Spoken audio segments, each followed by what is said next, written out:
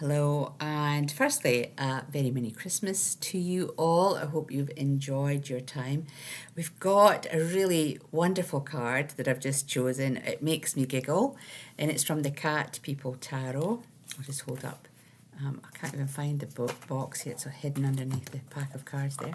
There we go. Cat People Tarot. I know people like these cards from the feedback that I get.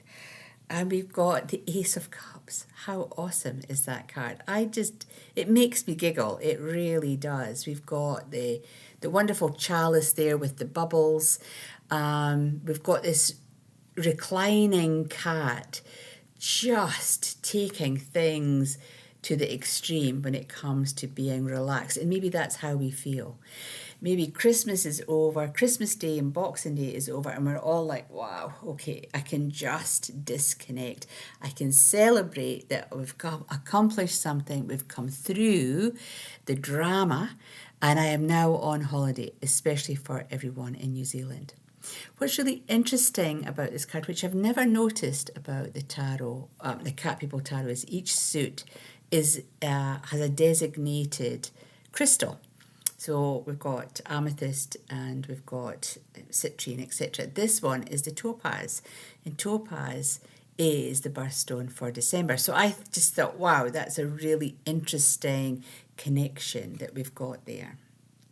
When we look at the figure, the queen-like figure in the background here, she is in a wonderful cloak, which is bejeweled with topaz energy. And topaz is a wonderful crystal where we get that spiritual connection, because it's only after Christmas that we allow our mind to really relax, where we do a bit of reflection on the year that's been. We start to think about where we're going in terms of the year that's coming. We think about our successes of just getting through Christmas. So it's no wonder that she's got this chalice full of bubbles. She's really celebrating there, and she's really bejeweled. She's absolutely encrusted in these wonderful gemstones of topaz on her wrists, her fingers, her ears, her hair, her neck, and on her cloak. But the cat is really interesting. The cat itself is in this reclining, recumbent sort of aspect. Its eyes are closed. Its face is almost quite comical, quite cheeky looking, this cat, as we can see there.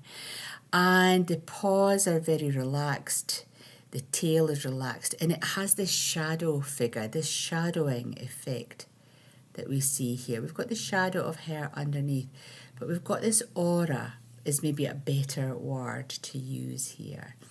And the cat is showing a sense of protection. It's showing a sense of surrendering.